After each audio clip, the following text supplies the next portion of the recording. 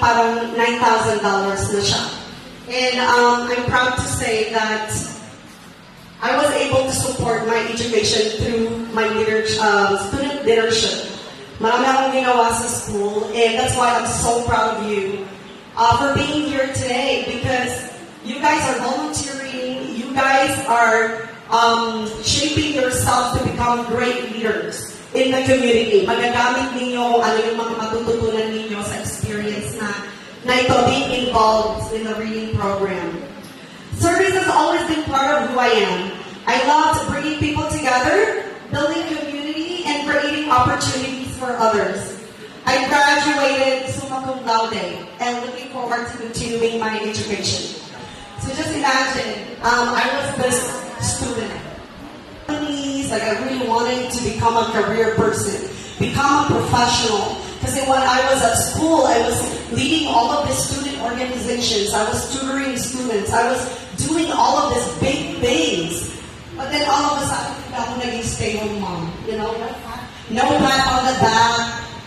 All of a sudden, nag-change na lang ako ng diapers ng mga anak ko.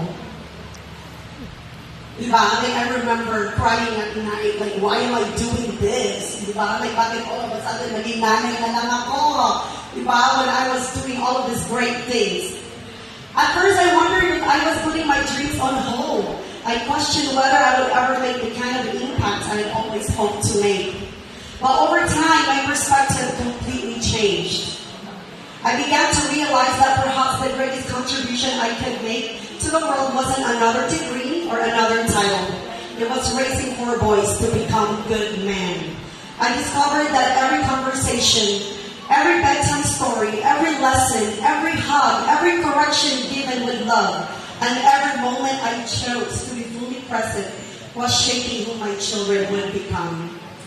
Today, my boys are thriving. They are doing well in school. They love learning, and more importantly, they are kind, responsible, and compassionate young men. Yung panganay ko, he just turned 19. He is attending Brigham Young University in Utah, and he's pursuing a pre-med track. All of my kids, they were all in a gifted program. They love learning. Makukulitin sila, katulad ng mga ibang mga bata, but because I stayed home with them, makikita ko talaga yung difference. Advanced sila. Like even my oldest son, he started reading when he was 3 years old. Like reading talaga, hindi yung just learning to read. Like he was reading books. Looking back, I no longer see those years as years that I put my dreams aside. I see them as some of the most meaningful and influential years of my life. Being a stay-at-home mom has been one of the greatest blessings I have ever received. People sometimes ask me if I regret putting my education and career on hold. My answer is always the same, not for a second. Noon, pag tatanungin niyo ako, nung bago-bago pa lang ako na mother, oh my gosh, I would complain. Pero ngayon, if you would ask me that, wala akong pagsisisi. And I would do the same thing. Because every investment I made in my children has become an investment in the future. I didn't stop changing the world. I simply started doing it from my own home. Even while raising my family, I never stopped serving.